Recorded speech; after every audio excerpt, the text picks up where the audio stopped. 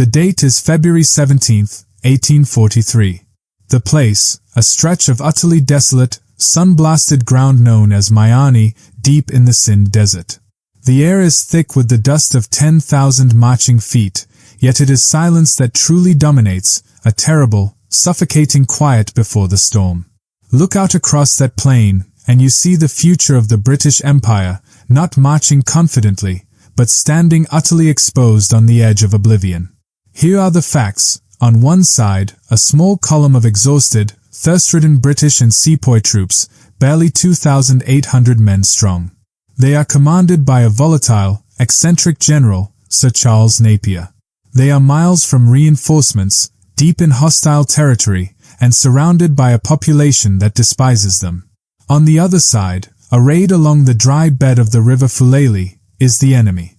This is the Baluchi army of the Amirs of Sind. 30,000 swordsmen. They are fanatical, fearless, and believe implicitly in their destiny to annihilate this meager foreign force. The Amirs, the Mirs, have deployed their men perfectly. The Fulali's dry riverbed, or Qatar, acts as a massive, natural trench, a formidable defensive line flanked by dense, impenetrable jungle known as the Shikagas. The British have no ground to maneuver, no safe flanks, and are facing a 10-to-1 numerical disadvantage. This is not a battle, it is a signing of a death warrant. By all conventional military doctrine, by every calculation of odds, General Napier should have retreated.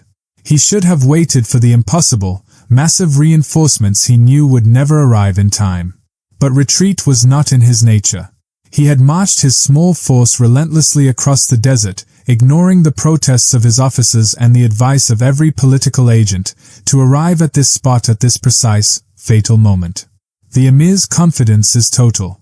They watch from behind their earthen ramparts, their ranks bristling with swords, jezails, and antiquated cannons. They have seen the British humbled in Afghanistan, their armies massacred in the mountain passes. They believe they face an arrogant, exhausted relic of a colonial power, and they know that should they crush this tiny force today, the whole of India would erupt in rebellion. This battle is not for a piece of land, it is for the survival of the crown's jewel. Napier, astride his horse, sees the immense, daunting strength of the Baluchis. He can hear the low, menacing war cries. He knows his life, the lives of his men, and the stability of British India rest on a single, audacious, and frankly suicidal plan. The overwhelming terror of the scene is palpable. The sheer scale of the Baluchi army makes the British line look like a single, brittle thread stretched across an abyss. But Napier is not just a general, he is a maverick. He is a man who was left for dead on a battlefield decades earlier, and who had clawed his way back to life. He doesn't see a defensive line, he sees a challenge. He doesn't see 30,000 men. He sees an inflexible command structure and a predictable deployment. He sees the Baluchi reliance on brute force, and he believes utterly in the disciplined firepower of his small band of redcoats and loyal sepoys. The silence breaks. A ragged volley of Baluchi artillery erupts, sending cannonballs whistling over the heads of the waiting British 22nd Regiment. The general's voice, sharp and steady, rings out, giving the order to advance. This is the beginning of a day that should have ended in a massacre, the total obliteration of the British presence in Sind, but which, through a twist of impossible tactical genius, would instead decide the fate of a continent. Napier advances, not in desperation, but in calculated, ice-cold fury, gambling everything on his forgotten theories of war. The small column begins its march toward the immense, waiting darkness in the Qatar, sealing its appointment with destiny. The fate of those 2,800 men facing 30,000 at Miani was not just about a remote desert skirmish, it was inextricably linked to the grand, terrifying machine of empire, the crown's juggernaut in India. To understand why Sir Charles Napier felt compelled to risk annihilation, one must first grasp the sheer, destabilizing scale of the threat faced by the British in 1840. India was, without question, the jewel in the crown. Its vast revenues financed the global British war machine. Its control cemented Britain's position as the foremost superpower on earth. Yet, this jewel was sitting on a powder keg. The very ambition of the British Raj had made its position precarious. The massive territories the East India Company claimed to govern were a patchwork of ancient kingdoms, fiercely independent rulers, and internal rivalries, all held together by the thin veneer of company administration and the fragile thread of its sepoy armies. The 1840s were not a period of confident colonial dominance, they were a time of profound strategic paranoia and crisis. Looming over the entire subcontinent was the shadowy, existential threat of the Great Game. This was the geopolitical chess match played out between the British and the Russian empires for control of Central Asia. If Russia could advance through Persia and Afghanistan, it could destabilize the northern frontiers, incite rebellions among the various states, and potentially reach the warm water ports of India itself. Security was paramount, and the entire northwestern frontier, the very region where Sind lay, was considered the vital choke point. It was this paranoia that led to the single greatest military humiliation in British imperial history, the First Anglo-Afghan War, 1839 to 1842. Driven by the need to create a secure buffer state against the Russians, the British marched into Afghanistan, initially installing a puppet ruler. The campaign began with arrogant confidence, but it ended in catastrophe. The story of the retreat from Kabul in January 1842 remains a scar on the British psyche. An army of 4,500 British and Indian troops, accompanied by 12,000 camp followers, began a desperate withdrawal through the snow-choked mountain passes. They were relentlessly harried and massacred by Afghan tribesmen. The sheer scale of the defeat was total. Of the 16,000 who left Kabul, only one European, Assistant Surgeon William Bryden, made it back alive to the British garrison at Jalabad, covered in blood and barely clinging to life. The psychological impact of the Afghan disaster was devastating. It shattered the carefully cultivated myth of British invincibility.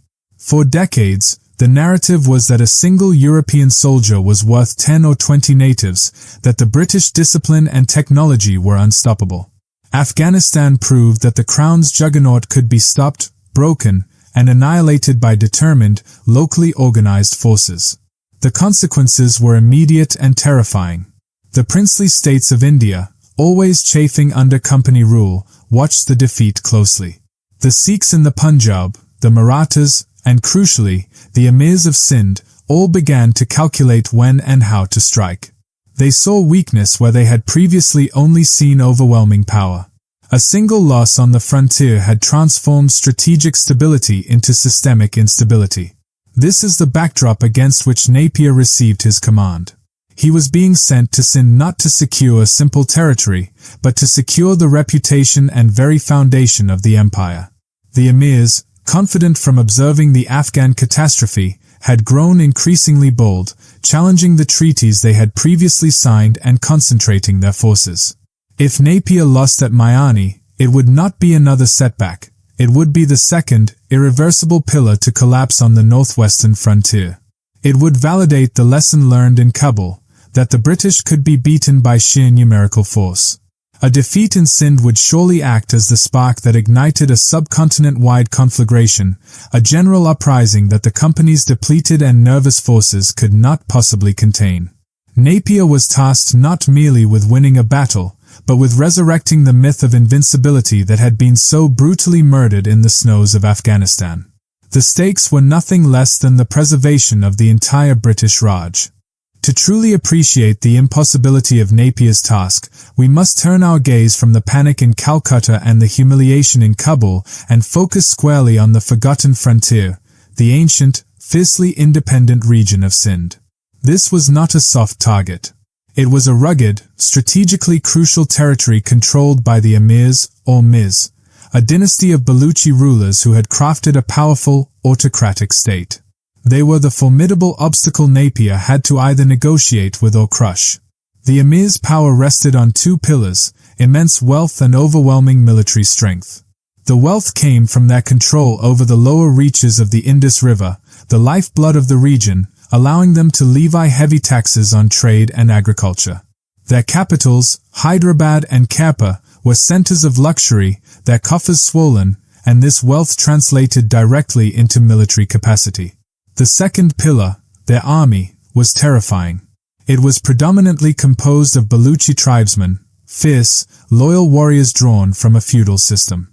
This was not a professional standing army in the European sense. It was a massive levy of fanatical fighters, fiercely devoted to their tribal leaders and utterly confident in their fighting prowess. Their tactical doctrine was simple, brutal, and historically effective, overwhelming numbers and close-quarters combat. They relied on the tulwar, a heavy, curved saber, and the jazale, a long, accurate muzzle-loading rifle. Critically, they were masters of their terrain.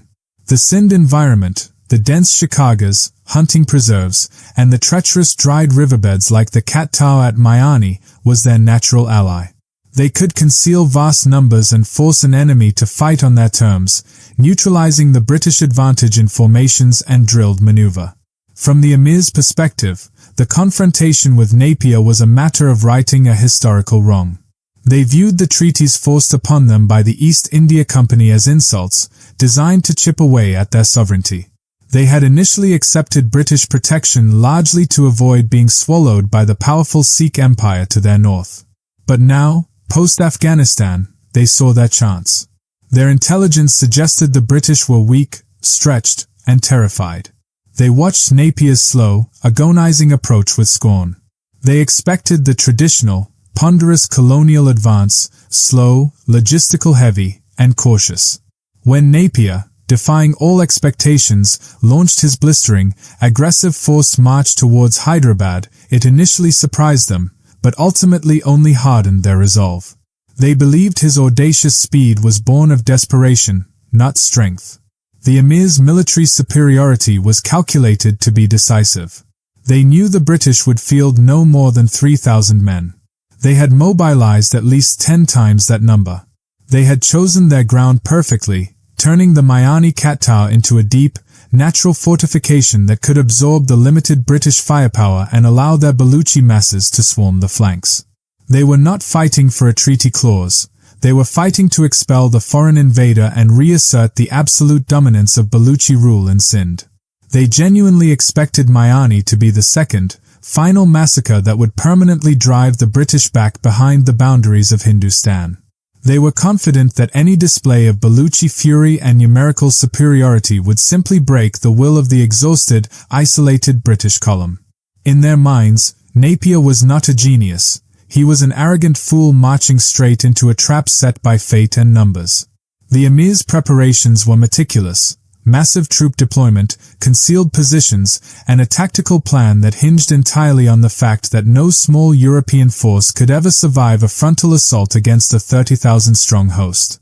They were waiting, utterly convinced that the day of judgment for the British Empire was at hand, nestled within the seemingly impenetrable defenses of the Fulali riverbed. This was the fortress of overwhelming numbers, and Napier was walking directly into its jaws. With the impossible stakes established, we must now delve into the character of the man tasked with solving the crisis, Sir Charles James Napier. His aggressive, unconventional brilliance at Miani didn't emerge from a textbook. It was forged in a crucible of violence, personal failure, and a relentless, near-fatal defiance of fate. He was the quintessential outsider, a maverick whose very presence antagonized the conservative British military establishment.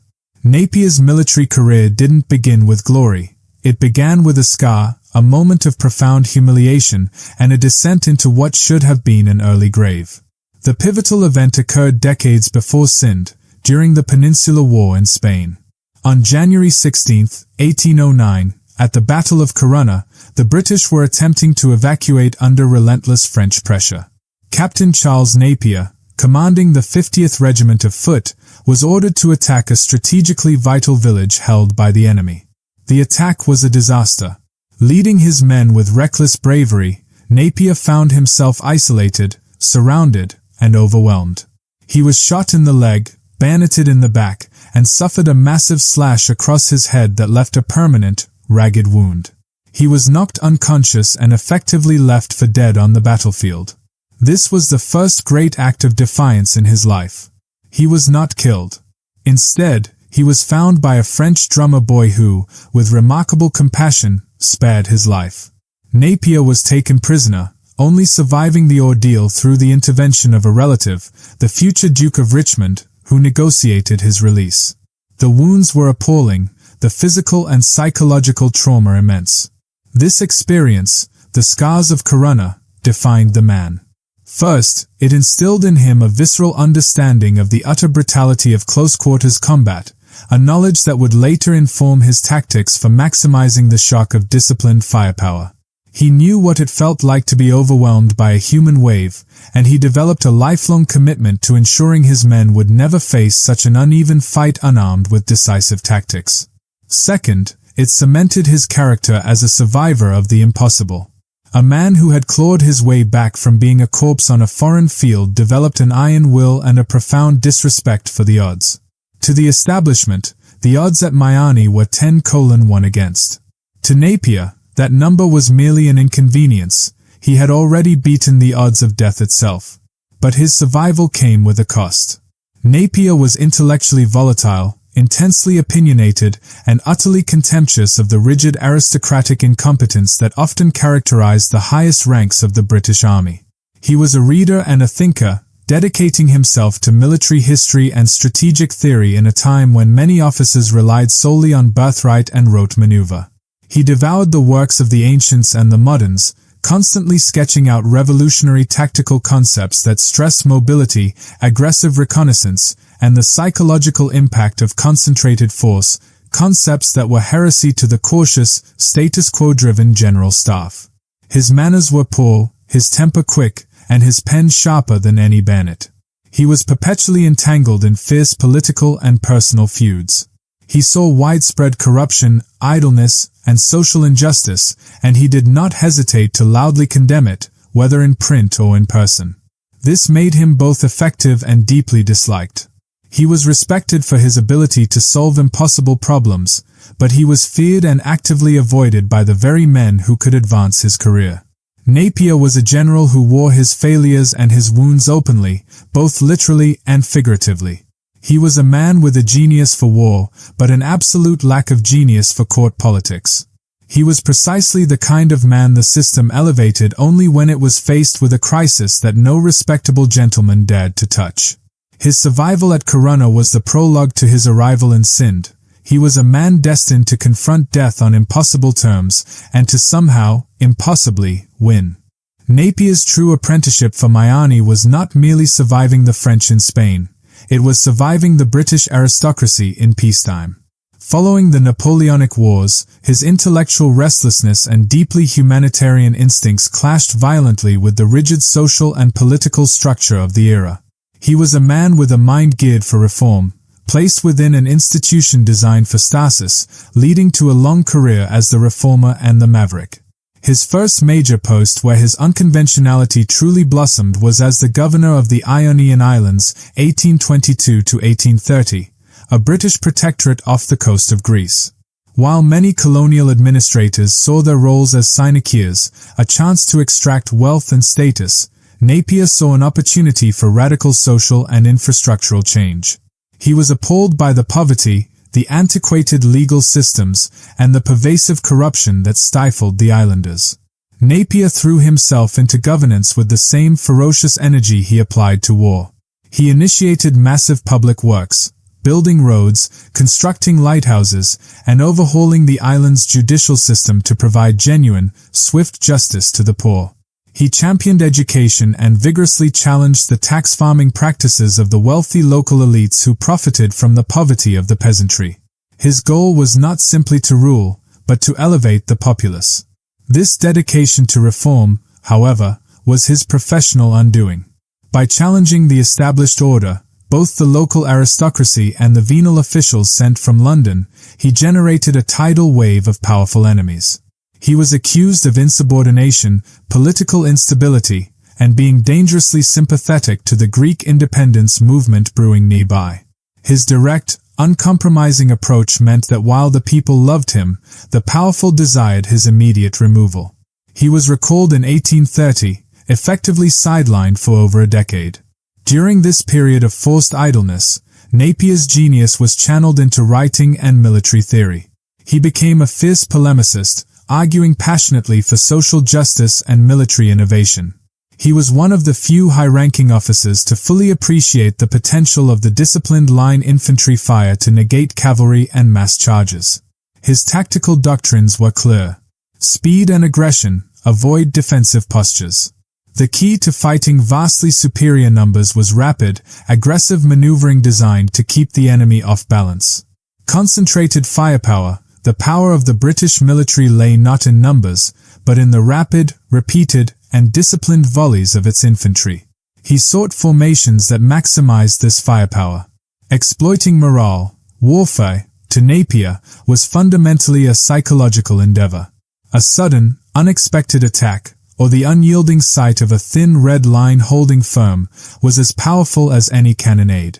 These ideas were considered suicidal by his peers. The prevailing doctrine favored slow, cautious advances, ensuring a massive reserve, and a reliance on artillery, the traditional, predictable methods that had, ironically, just failed so disastrously in Afghanistan. Napier was not just challenging tactics, he was challenging the intellectual complacency of the entire British High Command. When the crisis in India exploded following the Afghan disaster, the British establishment found itself in a terrible bind. They needed a man capable of breaking all the rules, a man willing to gamble everything, to restore their reputation. The very arrogance and volatility that had led to Napier's exile from the Ionian Islands now made him the only viable choice. He was, in essence, the poison the empire needed to cure its sickness. He was sent to Sind precisely because he was the maverick, the outsider, and the tactical radical whose suicidal approach might just be desperate enough to work. The decision to appoint Sir Charles Napier to command in Sind, a man notorious for his insubordination, his fiery temper, and his radical politics, was not a logical choice. It was a symptom of the sickness of command, a profound institutional panic that had gripped the East India Company and the British government. They sent Napier not because he was the best general, but because he was the last general willing to execute a high-risk gamble after conventional wisdom had failed spectacularly. The humiliation of the First Anglo-Afghan War had exposed a deep rut within the company's military hierarchy. Senior officers were often appointed through patronage, not merit. They were cautious, slow to act, and utterly reliant on outdated, predictable tactics. When faced with the unexpected ferocity of the Afghans, their confidence crumbled, leading to the utter annihilation of a British army. This failure resulted in a systemic lack of faith, both from London and from the Sepoy ranks, in the current crop of commanders. The problem in India was not a lack of soldiers, it was a lack of will and innovative thinking. The British system was designed to reward conformity and stability, qualities that were fatal in a crisis demanding rapid, aggressive countermeasures. The political agents and the existing generals in the Bombay Presidency were paralyzed by indecision. They feared further losses, they feared triggering a larger war, and they certainly feared the kind of decisive, legally murky action necessary to bring the powerful Amirs of Sind to heel. They were hoping to negotiate a retreat from the frontier, which the Amirs rightly interpreted as weakness. Lord Ellenborough, the new Governor-General of India, recognized the dire strategic position. He knew that the only way to recover prestige and prevent a widespread uprising was with a swift, shocking victory, a battle so decisive and so audacious that it would instantly reinstall the myth of British power. For this task, he needed a problem solver, a man who operated outside the suffocating confines of the company's bureaucracy. He needed Napier. Napier's reputation preceded him. He was a fighter who scorned retreat, a thinker who devised novel tactics, and, crucially, a man who did not care about making enemies. Ellenborough was essentially making a deal with the devil of the establishment. He would deploy the volatile, brilliant maverick to execute the one deed no respectable officer would dare attempt. Napier was given virtually plenary military authority, unprecedented for a frontier commander, with the unspoken instruction to solve the Sind problem decisively, regardless of the political fallout. The assignment was, in its essence, a political exile and a strategic test. If Napier succeeded, he would save the empire from crisis. If he failed, his controversial reputation meant the blame could be swiftly and cleanly placed on his head, absolving the central command of the disaster. He was being sent into a strategic sinkhole not because he was loved, but because he was a disposable genius. Napier knew this. He accepted the command with the full understanding that he was being set up to fail by the very people he served. Yet, his ingrained sense of duty, his desire for decisive action, and his unique strategic vision drove him forward.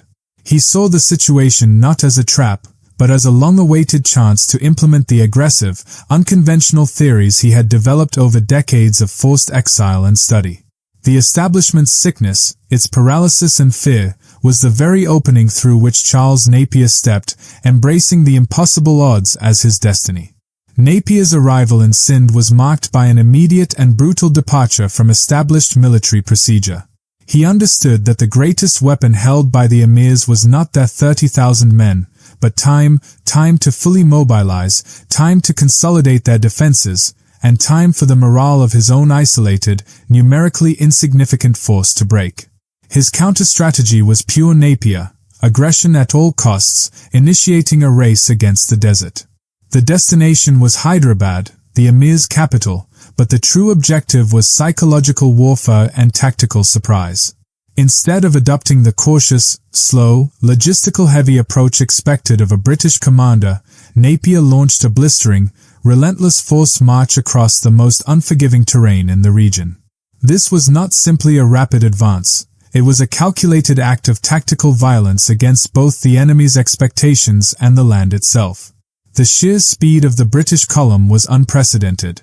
Napier pushed his troops and their Sepoy comrades, the 22nd Regiment of Foot, the 1st Bombay Native Infantry, and others, through sandstorms, scorching heat, and over-punishing distances. Every day was a fight against exhaustion and the logistical nightmare of supplying a fast-moving army in a waterless environment. Napier's iron will drove the march. He insisted on a minimum pace, knowing that momentum was his only defense. By moving so fast, he achieved several critical objectives. First, he prevented the Amirs from full mobilization. The Baluchi forces, organized on a feudal and decentralized basis, needed time to gather and deploy their entire strength. Napier's lightning pace caught them off balance, forcing them to scramble and deploy piecemeal, rather than as a single, overwhelming host. Second, he shattered the enemy's psychological timetable.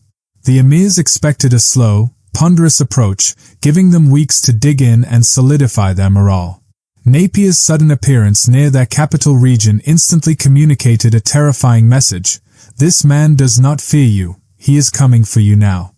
It disrupted their calm and injected uncertainty into their command structure. Third, the march itself was a demonstration of superior discipline. The ability of the small British and company force to maintain order, pace, and fighting readiness while surviving the brutal logistical demands of the desert was, in itself, a testament to their training.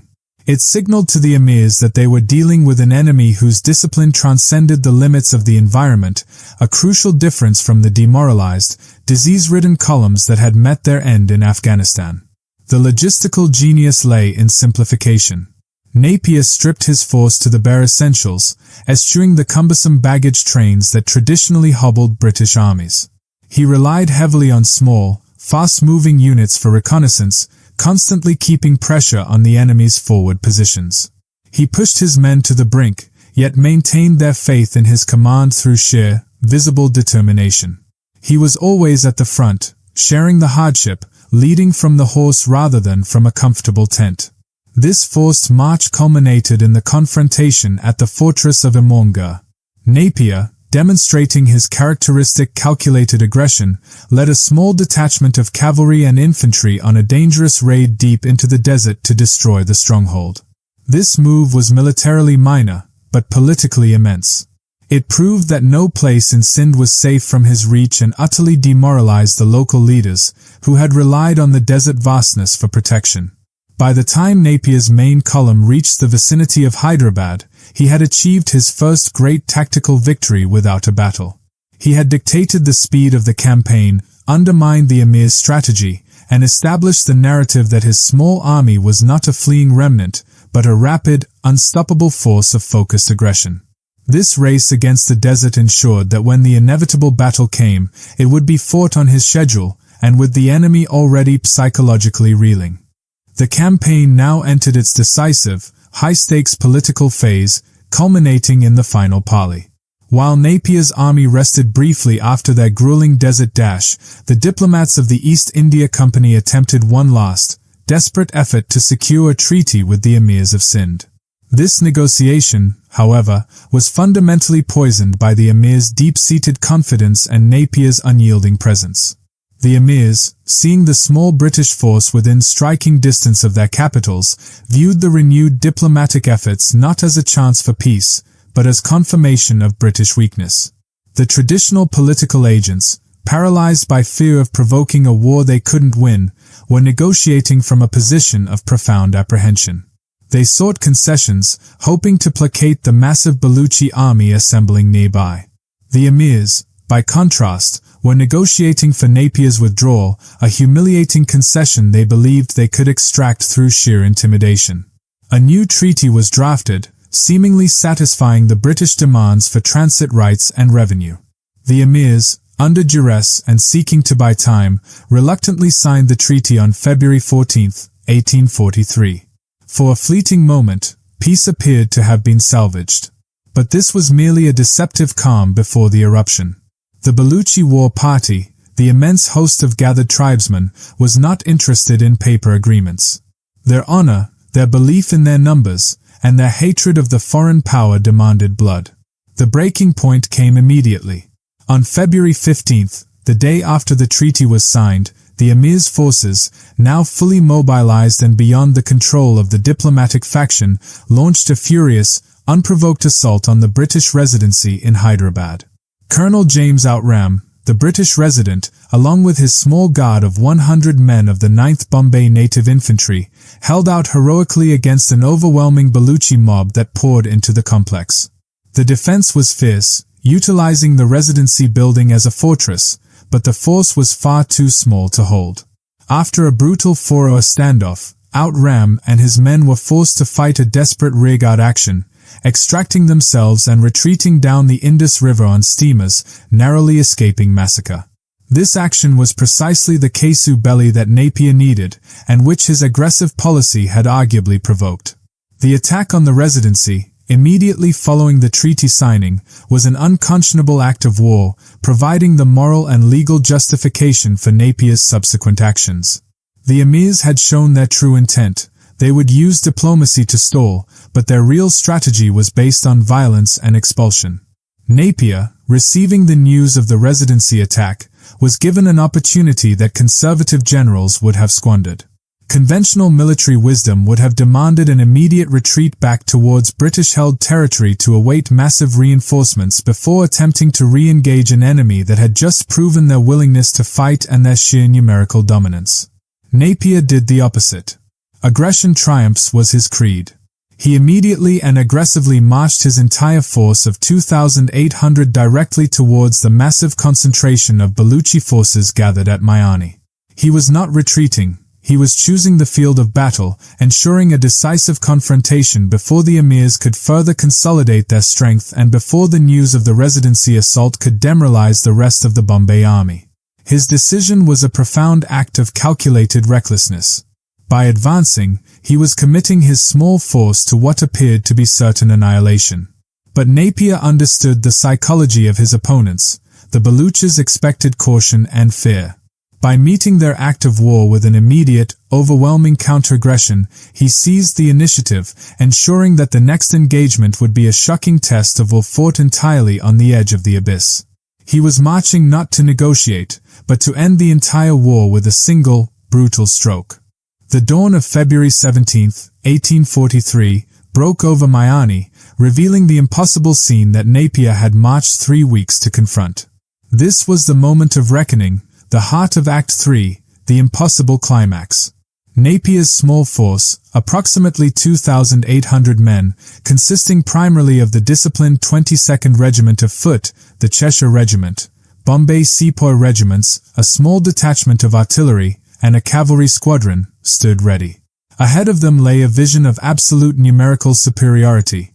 The Baluchi army of the Amirs, officially numbered at 30,000, with many estimates pushing the actual mass higher.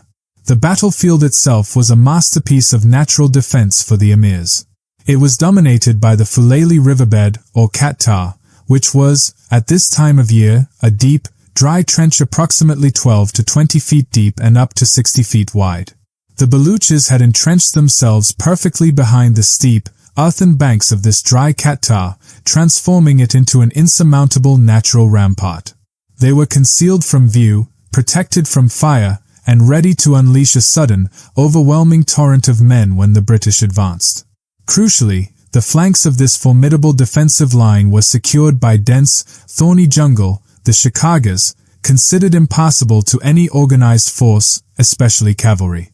The Emir's strategy was simple: force the small British line into a frontal assault against a 10-to-1 superior force, where the advantages of British discipline would be negated by the sheer mass of Baluchi swordsmen pouring over the banks of the Qatar. They were waiting to crush the redcoats in a terrifying, close-quarters melee. Napier, however, was not content to trust to blind luck or mere bravery. Despite the enormous pressure and the terrifying sight of the enemy host, he insisted on personal, aggressive reconnaissance. This was the first stroke of his genius. Accompanied by a few trusted officers, he rode perilously close to the Baluchi lines, risking a sudden skirmish, to observe their deployment. What he saw confirmed his theories and revealed the single, fatal flaw in the Emir's strategy. The Baluchis had focused so completely on securing their front and their right flank, which rested on the Indus, that they had made assumptions about their left flank. They believed the dense Shikaga on their left was impenetrable, and therefore left it lightly guarded and inadequately extended. They assumed no commander would dare risk his cavalry through that thorny maze. Napier realized that the Emir's deployment, though overwhelming in numbers, was inflexible. Their reliance on the defensive strength of the Qatar meant they were strategically rigid. Their plan was to receive a blow and overwhelm the attacker. They were not prepared to deliver a counterblow or adapt to a surprise. The resulting British deployment, conducted under the watchful, scornful eyes of the Baluchis, was therefore not a preparation for a conventional assault, but a feint and a commitment. Napier ordered his entire force into a single, long, thin line. This was a terrifying choice. It left him with no reserve. Every man was committed from the first moment. If any part of the line broke, the entire force would be rolled up and massacred. But this thin line served his primary purpose. It maximized the volume and discipline of fire. By extending his line to its maximum possible width, he aimed to envelop the Emir's right wing and, more importantly, to give himself the space needed to execute the flanking maneuver he had conceived after his personal reconnaissance. He intended to commit his small cavalry force, the only true mobile unit he possessed, to a daring, impossible dash through the Shikaga and onto the Baluchi rear. The stage was set. The Baluchis, confident in their Baluchi gauntlet, watched the thin red line advance, believing they were witnessing the final, foolish act of the doomed English general. Napier, meanwhile, had committed his entire command to a single, audacious plan that hinged on an unseen, impossible flanking march and the unwavering discipline of his infantry to hold the line against a tidal wave of 30,000 swordsmen. The morning sun glinted off the bayonets of the British line as it took its final form, a deployment that military historians would later brand as either sheer madness or breathtaking brilliance, Napier's suicidal calculation. The conventional military textbooks of the 19th century demanded a massive reserve, a fresh body of troops held back to plug gaps, exploit a breakthrough, or cover a retreat. Napier, faced with a 30,000-strong enemy, had approximately 2,800 men. A conventional deployment would have created a small, dense, and ultimately futile block of troops, quickly enveloped by the enemy's numbers. Napier scorned convention. His entire force was drawn into a single, unwavering line, 3 ranks deep. Every available man, from the disciplined British 22nd Regiment to the stalwart Sepoy regiments, the 1st Grenadiers, 12th and 13th Native Infantry, was placed immediately on the firing line. The line stretched for nearly 400 yards, a thin red and blue ribbon facing a colossal host. Diagram showing the thin British line facing the deep, entrenched Baluchi forces. This was the first part of the suicidal calculation. Napier was committing 100% of his fighting power to the initial engagement. There was no safety net. If the Baluchis broke through at any single point, the lack of a reserve meant the entire army would be cut off, surrounded, and butchered. The very formation was a statement of no surrender, no retreat. But the tactic was rooted in Napier's deep understanding of musketry and morale. The three-deep line maximized the sheer volume of disciplined, coordinated fire. The front rank fired, the second rank immediately stepped up and fired, and the third rank reloaded. This continuous volley, delivered with parade ground precision, was designed to create an utterly impenetrable curtain of lead, a psychological barrier as much as a physical one. Napier was wagering the superior speed and accuracy of European drill against the immense mass and ferocity of Baluchi swordsmen. The 22nd Regiment, the core of the force, barely 400 strong, was placed at the crucial center right, directly facing the main mass of the Baluchi concentrations hidden in the Qatar. Napier knew that these men, veterans of countless tough campaigns, possessed the iron discipline necessary to hold the line when the full force of the charging Baluchis burst forth. The flanks were the most critical and precarious aspects of the deployment. To the right, he pushed his line up against the Shikaga, using the jungle itself as a precarious anchor, trusting its supposed impenetrability to guard that flank, while also preparing a small party to advance into it. To the left, he positioned his small contingent of cavalry, the 9th Bengal Light Cavalry and Sind Irregular Horse, under the command of Colonel Patel. This was the most daring part of the calculation. While the Baluchis assumed the cavalry would remain on the open flank, the British left, Napier ordered them to be concealed until the battle was fully engaged.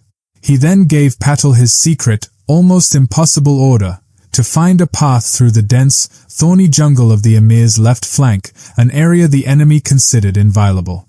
This deployment was less about fighting man for man and more about exploiting the enemy's rigidity.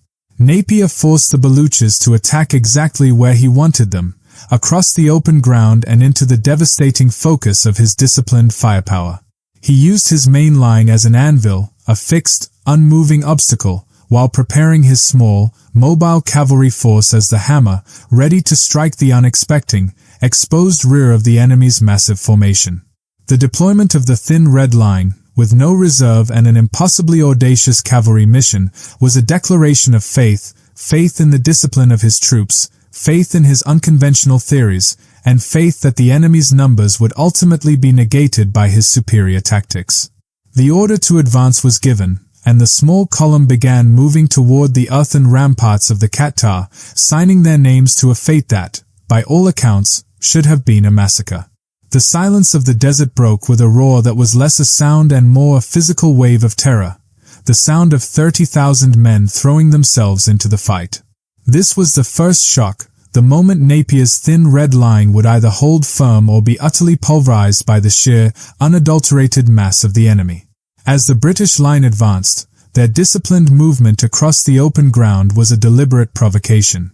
The Baluchis, hidden in the deep trench of the Qatar and inflamed by religious and martial fervor, could not resist the sight of the small, exposed force.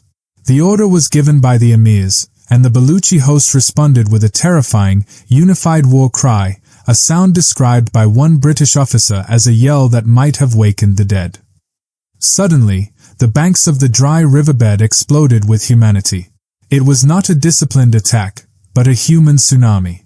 10,000 Baluchi warriors, the immediate frontline force, scrambled out of the Qatar and surged towards the British. They were armed primarily with the deadly, curved tulwar and shields, relying on momentum and close-quarters shock to simply wash over the enemy. This was the terrifying test of Napier's suicidal calculation. The charge hit the British line with astonishing speed. The sheer weight of the Baluchis drove them forward, ignoring casualties, seeking only to breach the line and dissolve the British formation into a chaotic, helpless melee.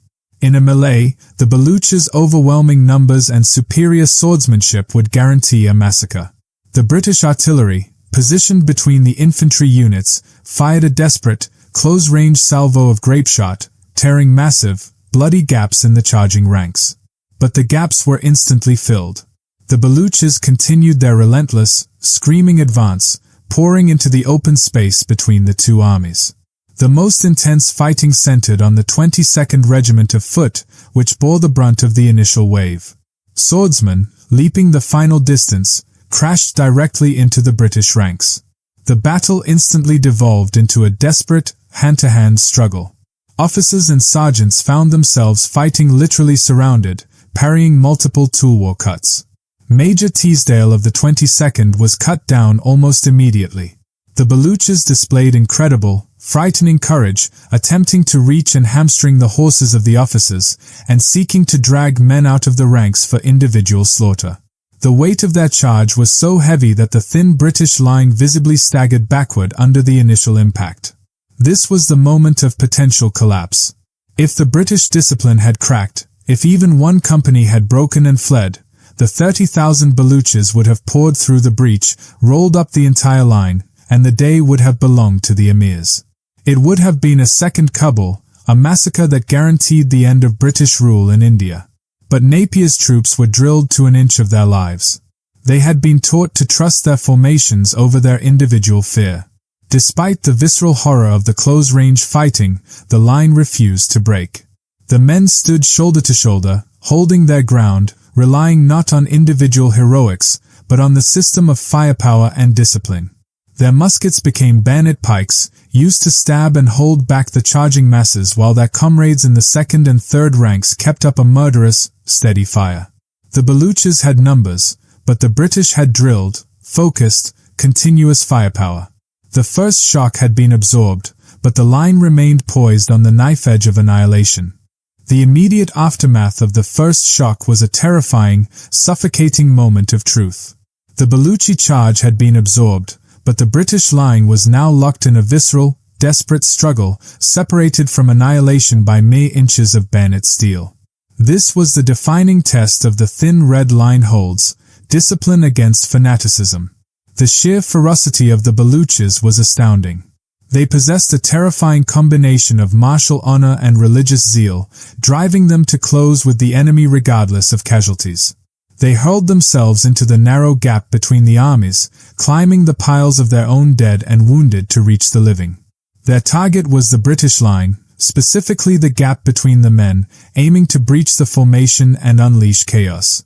But against this tidal wave of passion stood the iron discipline of Napier's troops. Years of relentless, uncompromising drill by the British and Sepoy regiments now paid the ultimate dividend. They did not retreat, they did not flinch, they simply performed the mechanical act of war they had been trained to execute. The key to survival lay in coordinated, controlled volley fire. As the front rank engaged in the desperate bayonet and musket butt struggle, the ranks immediately behind them maintained a continuous, brutal stream of fire. They aimed low, directly into the masses emerging from the Qatar. The effect was devastating. Every disciplined volley tore vast, bloody holes in the Baluchi ranks, creating a continuous, lethal attrition that the Baluchis could not sustain indefinitely. The 22nd Regiment of Foot was the anchor, and its actions were legendary. At one point, a large body of Baluchis managed to penetrate the line at a weak junction. The situation was instantly critical, a single breach that threatened to unravel the entire formation. But the officers and non-commissioned officers, relying on instinct and training, wheeled the adjacent companies to the right and left, isolating the breakthrough and systematically destroying the small group of invaders with bayonets and close-range fire, all while the main body of the regiment maintained its frontal engagement. The line bent, but did not break. Simultaneously, the Sepoy regiments, the 1st Grenadiers and the 12th and 13th Native Infantry, displayed courage and steadiness equal to the British regulars. Their loyalty and training proved vital, particularly on the left flank where the pressure was immense. The fact that the entire line held firm, composed of diverse units and nationalities, underscored Napier's achievement. He had instilled a unified, unbreakable will to fight rooted in trust of the formation. Napier himself was everywhere, riding dangerously close to the fighting line, shouting encouragement, and, most crucially, ensuring the flow of ammunition and maintaining the cohesion of the line. His presence was not merely symbolic, it was tactical. He was the anchor of discipline, his own wounded, scarred presence a testament to the fact that survival was possible even in the face of impossible odds. The battle became a horrifying, static grind. The Baluchis continued to rush forward, their fanaticism pushing them into the mouth of the devastating fire. They suffered losses that should have prompted an immediate retreat, yet they kept coming, attempting to climb the human shield of their fallen comrades. But the discipline of the thin red line was superior to the raw courage of fanaticism. The British musketry was simply too rapid, too accurate, and too relentless to allow a breach. The Baluchi tide had finally crested against an unyielding wall of organized firepower, and the moment was rapidly approaching where sheer attrition would begin to negate their colossal numerical advantage. The ground before the British line was becoming a carpet of the dead, a chilling testament to the power of drill over disorganized mass. The brutal, grinding equilibrium achieved in the Qatar could not last forever. While the British infantry held the line with legendary discipline, their ammunition was finite, and their numbers were dwindling. The longer the battle remained a frontal, static engagement, the greater the likelihood that the sheer weight of the Baluchi masses would eventually find a weak spot and break through. This was the moment for the cavalry gamble, the stroke of audacity that cemented Napier's reputation as a tactical genius. For the duration of the desperate fighting, the Amirs' deployment had remained strategically blind. They were utterly focused on overwhelming the British front, confident that the dense Chicago, the thorny, tangled hunting preserve that anchored their left flank, was an impassable barrier, an assumed security that was, in reality, their fatal weakness. Napier had saved his small cavalry contingent, a composite force including the 9th Bengal Light Cavalry and the Sind Irregular Horse, for this exact moment. He had held them back, concealed from the enemy, under the command of Colonel Patel. The Baluchi High Command was oblivious to their existence, certain that any sane general would keep his precious cavalry on the open ground to repel a break-in or cover a retreat. But Napier's vision was entirely offensive. He dispatched Patel with an order that defied all convention, traversed the Chicago and hit the enemy's unprotected flank. This was the unprecedented maneuver that the Amirs had never anticipated. To charge through that dense jungle required extraordinary trust, immense difficulty, and a relentless commitment to the impossible. The journey itself was a feat of willpower. The cavalrymen, fighting through thorns, tangled vines, and uneven terrain, struggled to maintain formation and speed. Every yard was a battle against the environment, but Patel drove them forward, knowing that the timing was everything. The Baluchis were locked in the murderous frontal attack, their attention fully absorbed by the thin line of redcoats, the perfect distraction. The element of tactical genius lay in the timing and target. The cavalry was not sent to merely harass the flank, they were sent to strike the Emir's command and reserve area. By neglecting to protect their extreme left flank, the Baluchis had left their entire chain of command and their freshest, largest reserve units utterly exposed. Maps showing the infantry line pinned against the Qatar and the cavalry's wide flanking maneuver through the Chicago.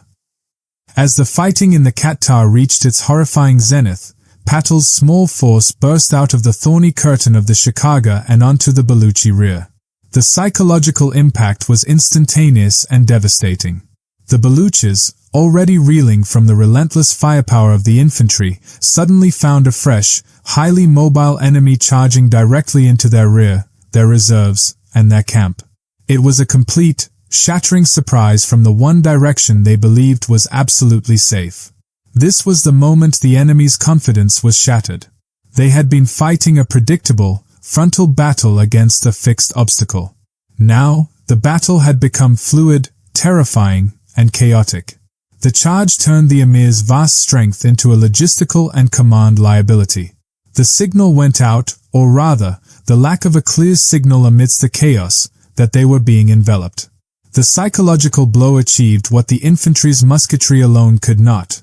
It introduced panic and systemic failure into a massive, organized force, turning numerical superiority into a fatal weakness. The stage was set for the collapse. The battle was now a terrifying dual-front war. In the front, The thin red line continued its agonizing, static attrition fight against the relentless Baluchi swordsmen in the Qatar. But the true, decisive action was unfolding miles away on the enemy's extreme left, marked by a storm of dust that heralded the doom of the Emir's army. Colonel Patel, executing Napier's impossible order, had succeeded in maneuvering the 9th Bengal Light Cavalry and the Sind Irregular Horse through the supposed impassable Chicago. This feat of horsemanship and determination delivered the crucial tactical surprise. The cavalry burst from the jungle, not into an organized defense, but directly into the flank of the Baluchi army's massive reserves, which were massed for eventual deployment or held as security for the Emir's command tents. The impact was catastrophic. Cavalry charges are designed to create shock and disorder, and never was the effect more pronounced than here. The Baluchi reserves, focused entirely on the frontal engagement and the sounds of the distant musketry, were caught completely unaware. They were facing the wrong direction, their formations loose, and their leaders unprepared for an attack from their rear. Patel's charge was not about killing every man, it was about shattering the chain of command and the collective will. The cavalry smashed into the reserves, turning their huge numbers into a liability. Swordsmen who were previously confident in their overwhelming strength suddenly found themselves fighting for their lives against a fast, mobile enemy bursting from a direction they had assumed was perfectly safe. The sight alone was enough to break the morale of the Baluchi front line. Troops fighting desperately against the British infantry in the Qatar suddenly saw dust clouds rising furiously behind their own main body. The news, passed quickly and inaccurately through the ranks, was one of total collapse and encirclement. Panic, the greatest enemy of any large, massed army, began to spread like wildfire. The conviction of numerical superiority, the very foundation of the Emir's battle plan, disintegrated. Patel pressed the attack with relentless vigor, targeting any sign of organized resistance or command structure. The psychological trauma of the flank attack transformed the Baluchi position from an entrenched fortress into a chaotic, untenable killing ground. The soldiers in the Qatar, already severely depleted by the incessant British volleys, were now fighting with the terrifying knowledge that their escape route and their reserves were compromised. Napier, watching from the front, saw the dust cloud and heard the renewed clamor from the enemy's rear. This was his cue. He immediately ordered his infantry, the men who had held the line against impossible odds, to launch a fierce, coordinated bayonet charge into the Qatar. The sight of the thin red line, having refused to yield for hours, now advancing aggressively and fixing bayonets, was the final, devastating blow. The Baluchis, caught between the remorseless advance of the disciplined infantry in front and the sudden, savage appearance of the cavalry in their rear, had nothing left. The charge was less a fight and more a rout. The Baluchi army, realizing the game was lost, dissolved. Warriors who moments ago were fanatical fighters suddenly became desperate men trying to flee the killing ground. They abandoned their positions in the Qatar, attempting to stream backwards towards Hyderabad. Napier's audacious gamble had paid off spectacularly. The Emir's immense army, relying solely on numbers and terrain, was broken not by force alone, but by a sudden, decisive shock of the unexpected. The battle, which had threatened to be a 6-hour massacre of the British, was won in just under 4 hours, ending in a victory so complete it seemed impossible. The simultaneous pressure from the front and the rear proved too much for the Baluchi army. The charge of Napier's infantry into the Qatar, coinciding with the devastating storm of dust caused by Patel's cavalry, triggered the collapse, the rout of the Emir's forces. It was a sudden, systemic failure, turning a massive army into a terrified stampede. As the disciplined British and Sepoy infantry, having withstood the most grueling hours of the battle, fixed bayonets and advanced into the dry riverbed, the remaining Baluchi fighters in the trench faced a terrifying reality.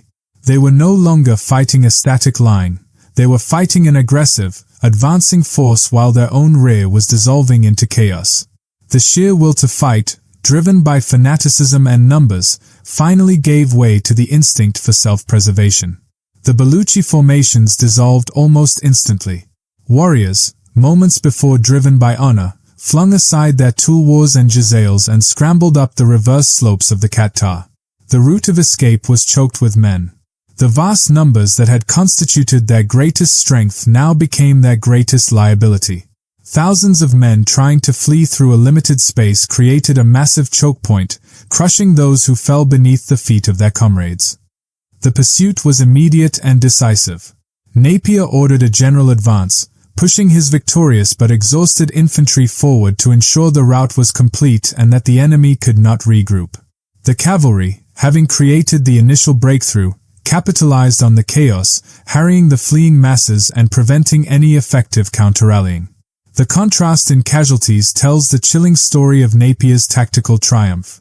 The Emir's forces, despite their overwhelming number, suffered between 5,000 and 6,000 casualties, killed and wounded, a devastating loss of life that crippled their fighting capacity permanently. The British and Sepoy forces, by contrast, suffered just 256 men killed and wounded. This ratio of nearly 20-1 was an astonishing testament to the power of disciplined firepower and coordinated maneuver over raw, unorganized mass. The Baluchi command structure evaporated. The Emirs themselves, witnessing the utter disintegration of their elite fighting force, abandoned the field and fled toward the capital, Hyderabad. Their hope of crushing the foreign invader was not only extinguished but had been turned on its head. Their massive army was destroyed, and their capital was now exposed. Miani was not a narrow victory, it was a decisive annihilation of the Emir's military power. The battle achieved in a few hours what conventional campaigning might have taken months or years to accomplish. It proved that in the right hands, superior tactics and discipline could completely nullify a 10:1 numerical advantage. The next day, Napier found the battlefield littered not only with the dead but also with vast quantities of discarded arms, equipment, and standards, the signs of a total, panicked flight. The immediate strategic consequence was clear. The military resistance in Sind had been utterly destroyed by a single, audacious gamble. All that remained was the political cleanup. The Battle of Miani was not merely a victory, it was an execution of a war. Napier's audacious gamble ensured that a battle won, a war ended in a single, decisive stroke. The day after the battle, the strategic consequences unfolded with rapid inevitability, culminating in the fall of Hyderabad. The shattered remnants of the Baluchi army, having suffered catastrophic losses, streamed away from Miani, abandoning their command structure and their defensive positions. Napier, despite his troops being exhausted from the close-quarters fighting, understood that time was now his most crucial ally. He did not allow the enemy a moment to recover or regroup. His victorious force immediately began the advance toward Hyderabad, the political and military capital of the Emirs. The move was crucial. The Emirs themselves had fled the field, their massive reserves destroyed, their treasury exposed, and their authority fatally undermined. Napier's strategy of calculated aggression was designed to bypass the long, costly siege warfare typical of the era. By striking so quickly and decisively at the heart of their military power, he had rendered the capital practically indefensible. As Napier approached Hyderabad, the city lay under a cloud of uncertainty and fear. The Emirs, stripped of their army and facing the arrival of the relentless British commander, realized their position was hopeless. Their great military strength, the source of their pride and their bargaining power, had been annihilated on a single afternoon. On February 20, 1843, just 3 days after the Battle of Miani, the principal Amirs of Sind surrendered unconditionally to Sir Charles Napier. The act was a profound political humiliation, but a military necessity. The keys to the great fortress of Hyderabad, which symbolized their centuries of independent rule, were handed over to the man they had intended to massacre. The immediate consequences were strategic and immense. The surrender secured the entire region of Sind for the British East India Company. The annexation of Sind was complete. What a long, conventional war might have taken, involving massive expenditure, logistical nightmares, and further loss of life, was achieved by Napier's single, brutal act of calculated risk at Miani. In the captured fortress, Napier secured the Sind treasury, a vast wealth that immediately covered the costs of the campaign and provided a massive financial boon to the East India Company. More importantly, the victory sent a shockwave throughout the entire subcontinent. The myth of British invincibility, which had been so grievously wounded in Afghanistan, was instantly and dramatically repaired. The message to the Sikhs in the Punjab, to the Maratha kingdoms, and to every local ruler contemplating rebellion was clear. British discipline, guided by audacious command, could not be defeated by numbers alone. The disaster in Afghanistan was an anomaly. Miani was the new, terrifying precedent. Napier's decisive victory meant he had fulfilled his immediate charge to Lord Ellenborough. The crisis on the northwestern frontier was averted. The gateway to India was secured, and the internal threats were momentarily silenced by the sheer, shocking scale of the Baluchi defeat. Miani was not just a battle, it was the signature event that restored British strategic confidence in India.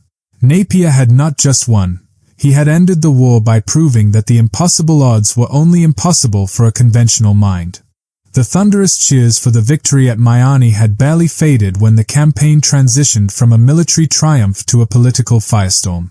The immediate strategic consequence, the annexation of Sind, secured a massive, crucial territory for the British Empire, but it simultaneously ignited a fierce controversy that haunted Napier for the rest of his career.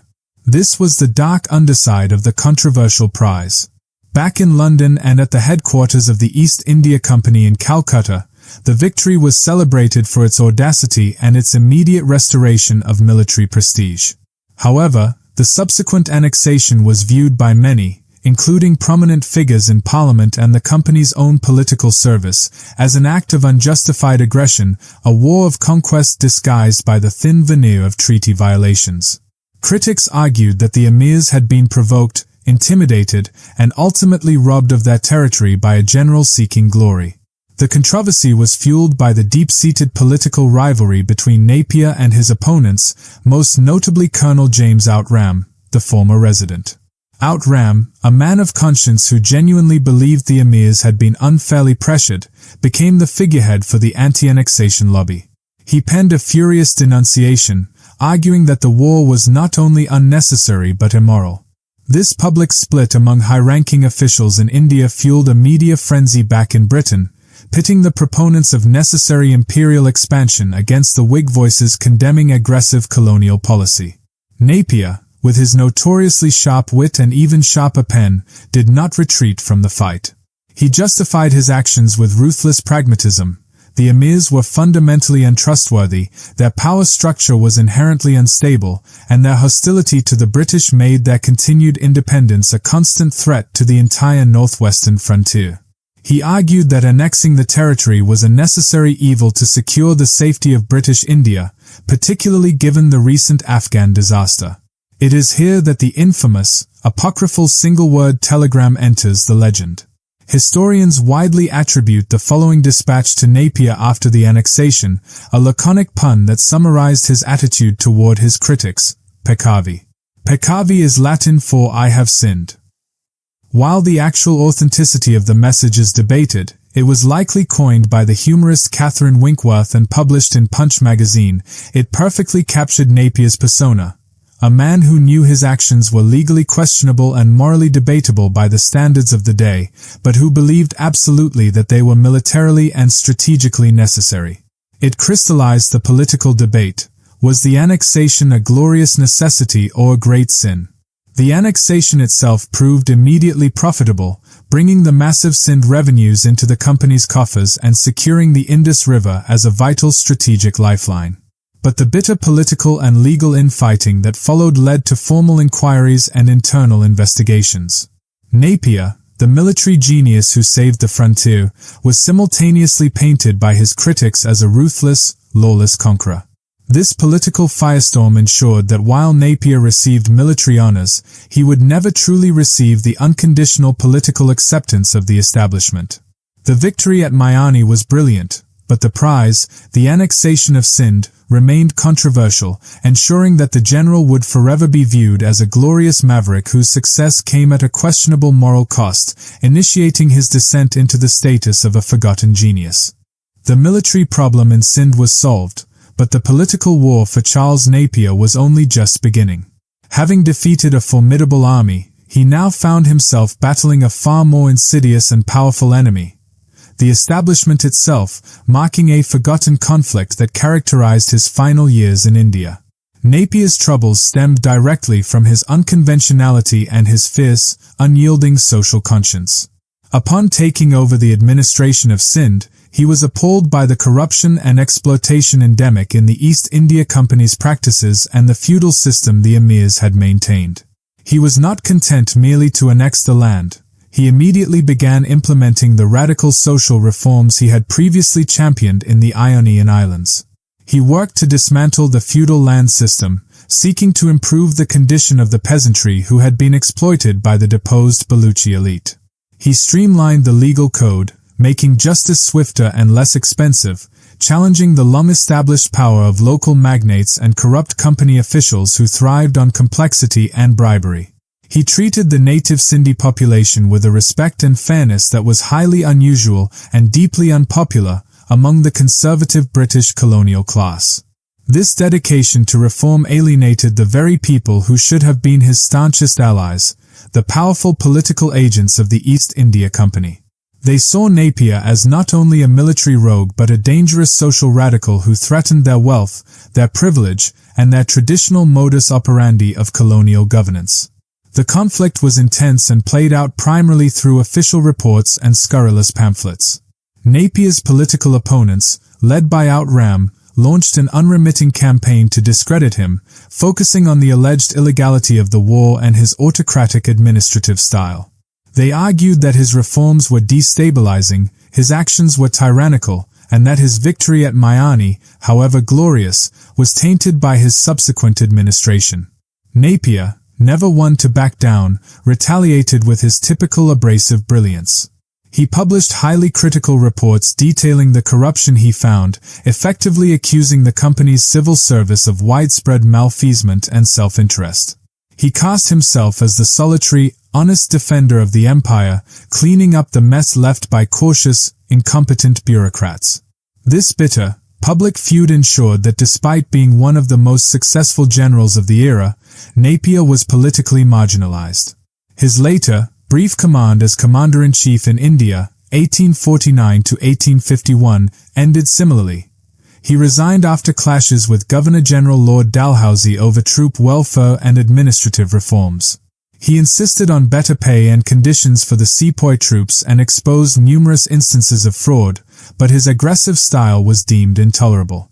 Napier's legacy was thus bifurcated: a military hero whose tactical genius saved the frontier, and a political pariah whose commitment to reform made him too dangerous to remain in command. The conflict ensured that his victory at Miani, and the progressive administration that followed, were actively downplayed and suppressed by the powerful governing body he fought against. His story became a forgotten conflict because the establishment he challenged was ultimately successful in sidelining his achievements and burying the inconvenient truths he exposed. The geopolitical storm surrounding the annexation of Sind could not overshadow the profound and long-lasting impact Miani had on military doctrine. The battle served as a military revelation, fundamentally accelerating the evolution of infantry tactics throughout the 19th century and beyond. Miani was, first and foremost, a vindication of Napier's unconventional theories against the rigid, conservative practices of the British Army.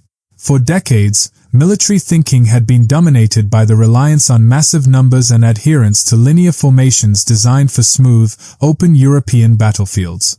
Napier proved that in colonial warfare, where the enemy was often numerically superior and fiercely aggressive, the key to victory lay in aggressive movement and concentrated, disciplined fire. The battle provided three critical lessons for military strategists globally. The supremacy of disciplined firepower. Miani unequivocally demonstrated that the disciplined, volumed fire of trained infantry, delivered in quick, successive volleys, could completely negate a massive numerical advantage in close-quarters combat. The sustained, unyielding line of the 22nd Regiment and the Sepoys, which inflicted catastrophic casualties on the Baluchi masses, showed that the musket and bayonet, wielded with perfect drill, were still the ultimate arbiters of the battlefield. This lesson reinforced the importance of relentless drill and the belief that the quality of the soldier was more critical than the quantity of the enemy. The necessity of flanking and maneuver.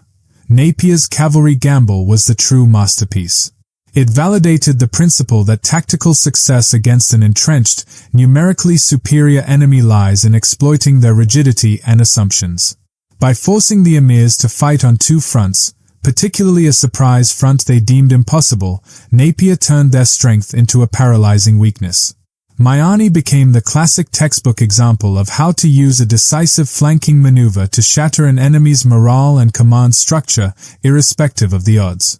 Aggression as a defensive tactic, the entire campaign, from the forced march to the final advance at Miani, was a masterclass in using aggression as a primary defensive measure. By seizing the initiative and relentlessly dictating the pace and location of the engagement, Napier denied the Amirs the time and space necessary to utilize their massive army effectively. This principle, that the best defense against a superior force is a rapid, shocking offense, became a hallmark of future colonial campaigns and influenced later doctrines on rapid deployment and decisive action. The lessons of Miani were absorbed into military colleges, affecting tactical training manuals. It helped to solidify the reputation of the Sepoy units, whose steadiness under fire was crucial to holding the line, thus affirming the professionalism of the company's native forces. Ultimately, Miani was a tactical preview of modern warfare, where technology, in this case, disciplined organization and musketry, and superior mobility would increasingly trump the sheer weight of massed infantry. It stands as a vital, though often forgotten, benchmark in the history of warfare, proving that audacity, when backed by uncompromising discipline, can indeed make the impossible a reality.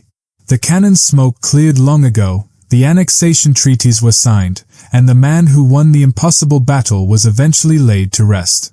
Yet, the enduring legacy of Charles Napier is not found in the marble statues erected in his honor, but in the footnotes of military history and the inconvenient truth of his political ostracism. His victory at Miani was not just a battle won. It was a victory that changed war forever, bought at the cost of his recognition. Napier died a celebrated but deeply marginalized figure. He had achieved the ultimate military success, securing a vital piece of the British Empire, but his refusal to conform, his blistering attacks on the corruption of the East India Company, and his radical social conscience ensured that he was never truly embraced by the establishment. The men he defeated were forgotten. The men he fought against in London and Calcutta actively ensured he would become a forgotten genius. His name, once synonymous with audacity, slipped quietly into the academic realm, obscured by the very controversy he had provoked. But the tactics and the truth of Miani could not be buried. Napier's single, swift victory permanently altered the strategic template for colonial conflict. He proved that the age of massive, slow-moving columns was over. The future of empire lay in speed, decisive action, and aggressive flanking, reinforcing the emerging global dominance of highly disciplined, technologically superior forces over sheer mass. Miani was a lesson absorbed by every ambitious officer who sought to break the rules and defeat impossible odds.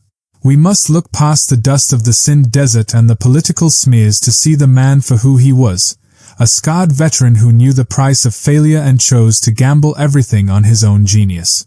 He was a maverick who despised the system but served the state with unwavering commitment, a man whose principles ultimately cost him the easy recognition he deserved. Charles Napier did not just win a battle. He demonstrated that true genius is defined by the willingness to calculate and embrace the odds that terrify everyone else. He stands as a testament to the fact that sometimes the greatest heroes are those who are too brilliant and too honest to be easily celebrated. This is the story of Charles Napier, the general who, with just 2,800 men, faced down 30,000 and, against all the impossible odds, delivered a victory that saved an empire, only to be forgotten by the very history he created. Closing words and powerful C-tier $. The tale of Miani forces us to ask, how many other geniuses, driven by unconventional vision, lie buried beneath the convenient narratives of history? How many other impossible victories were erased because they embarrassed the status quo?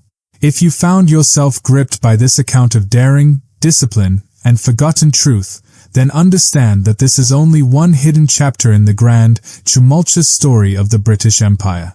Don't let history forget Charles Napier again. Click the like button to signal to the algorithm that history's mavericks deserve to be remembered. Subscribe and ring that bell to ensure you don't miss our next deep dive into the true history of impossible odds, and share this video to ensure this forgotten genius gets the recognition the establishment denied him. Tell us in the comments, which general, overlooked by history, deserves our focus next?